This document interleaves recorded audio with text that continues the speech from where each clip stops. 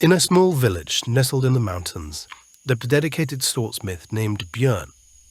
Bjorn was driven by a burning desire to craft the finest masterwork sword. He toiled day and night, the relentless clang of his hammer always echoing through the village. Despite his tremendous skill as a blacksmith, he had never been able to craft the perfect sword, each flawed blade weighing heavily on his spirit. The forge, once a place of creation, became a prison of his work, a crucible of its own making. Bjorn's endless toil took a toll on his family too. His wife, Helena, and their children felt the sting of his absence. Their home, once a haven of love, now felt cold despite the roaring forge. One evening, as Bjorn hammered away in the forge, his wife Helena entered, her face a mask of frustration and sadness. "Bjorn," she began, "you're so focused on that sword, you don't see what's happening to us. You've fallen so far behind on paid work from the village that we may be without food soon. You've barely spoken to the children in weeks. They miss their father, and I miss my husband." "I'm doing this for us," Bjorn argued. "Once I'm finished, everything will." "And if it's never finished?" Helena cried. "This work has consumed you, and if you don't stop, I fear for what might happen." Bjorn felt his anger boiling up inside him. He quenched the glowing hot sword he was working on and saw it shattered before his eyes. Another failure. "I'm leaving to clear my head," he shouted as he stormed out. As Bjorn fled the forge, he found his heart pounding with a mixture of frustration and guilt.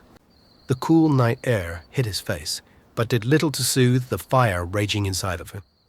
He walked briskly, needing to escape the oppressive heat of his workshop, as well as the weight of Helena's words. His thoughts swirled chaotically. Who does she think she is? I've been working on this project for months. Can't she see that I'm doing this for us? If I could just prove myself, then we wouldn't have to worry. He cursed as he walked, talking to himself.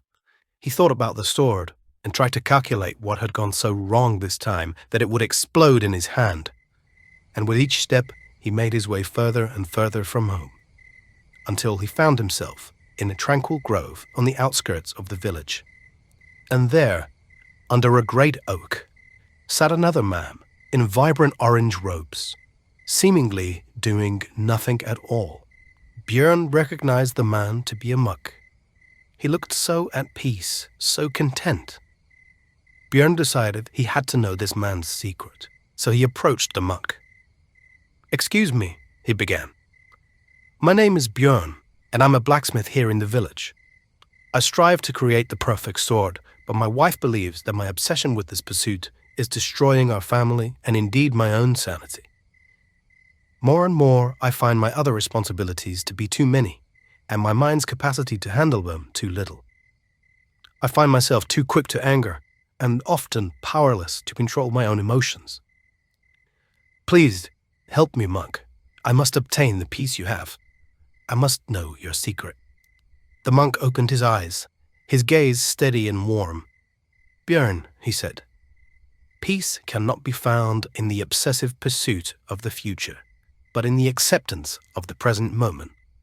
Your mind, Bjorn, is caught between past failures and future fears, which blinds you to the beauty of the now. To obtain peace, you must learn to become aware of your surroundings, aware of your body and of your mind. When you work, feel the hammer in your hand, hear the gentle crackle of the fire, and see the hot metal glow. Embrace these moments fully. When you are with your family, be truly present. Hear their words and feel their compassion. When you are alone, you must also become mindful of yourself. Observe the pace of your breath and the feelings both in your mind and in your body. You must let them be. You must let go of the past and of the future, for true peace lies in the embrace of the present." Bjorn absorbed the monk's words, a glimmer of understanding beginning to dawn within him. Determined to change, he took a deep breath and felt the cool night air fill his lungs. He looked and saw the beauty of the grove, heard the deep rustle of the leaves, and felt inside of himself an awakening. Bjorn knew that the path ahead would be challenging, but for now, he was hopeful. He thanked the monk for his wisdom and returned back to the forge. Upon returning home, Bjorn felt a sense of calm that he hadn't experienced in a long time. Exhausted, he decided to get some much-needed rest. The next morning, he woke up early, taking a big, deep breath as he stepped outside. The world felt different today, quieter, yet more vibrant. He resolved to approach this day with a new mindset, focusing on each moment as it came. Once more, he entered the forge. He picked up his tools and began to work on the sword. This time, though, he paid attention to the weight of the hammer in his hand. He heard the slight crackling of the coals and the white-hot metal before him. He attempted to craft the sword again, but once more, he failed. Bjorn felt the frustration rising within him, but he remembered the monk's words. He decided to observe the feeling and let it exist without fighting it. Slowly, the anger dissipated, leaving behind a strange sense of calm in its wake. Bjorn, accepting that he was not in the right state of mind to continue, put down his tools and left the forge. Bjorn went home to Helena, and for the first time in a long while, he opened up to her, sharing his vulnerabilities and fears. "Helena, I feel so lost. The sword. It's breaking me," he admitted, his voice trembling. Helena listened, her eyes softening as she saw the sincerity in his expression. Helena also shared her feelings, and Bjorn, for once, truly listened, being fully present and in the moment. They talked for hours, working through the pain and distance that had grown between them.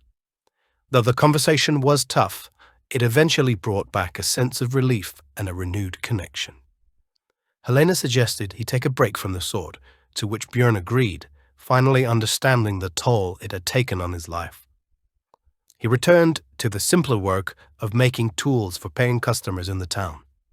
His life began to improve, and as he continued his mindful approach to work and his renewed focus on family, day by day he felt himself beginning to heal. He spent more time with his children, helping around the house, and found small joys in the moments that he had previously overlooked. Over the weeks and months, the color slowly returned to Bjorn's life. He hired help at the workshop, which gave him more time to reflect and enjoy life's simple pleasures. His bond with Helena deepened, and the harmony that once seemed lost had been restored. A full 2 years later, now as an upstanding man in the village once more, and with a far more balanced life, Bjorn felt a renewed sense of purpose. He had become a pillar of the community, his forge not only a place of work, but also one of learning and growth. One morning, with a calm heart and a clear mind, he decided it was time to attempt the masterwork sword again. Entering the forge, Bjorn felt a profound sense of peace. He picked up his tools, each one familiar, yet filled with new meaning. This time, as he worked, he reflected on his journey. He remembered the monk's teachings and the importance of being present in each moment. He thought about the patience he had learned, the value of his family's support, and the strength he had found in his vulnerability to his wife. With each strike of the hammer, Bjorn poured his soul into the metal. He paid close attention to the way the steel responded, adapting his technique with the wisdom he had gained. The process was no longer about perfection, but about expression and dedication. Over the days and nights, once again he meticulously shaped the blade. Though this time, he balanced his work with periods of rest, reflection, and time spent with his family. The forge, no longer a crucible of his torment, was once again a sanctuary of creation and fulfillment. Finally, the day came when the sword was complete. Bjorn held it up, marveling at the masterpiece he had created. He realized that this was not just a symbol of his skill, but of his journey towards balance, as critical in life as it was within this very sword. He now understood that his true greatness had not come from the relentless pursuit of his craft, but from the wisdom he had gained and the life he had rebuilt.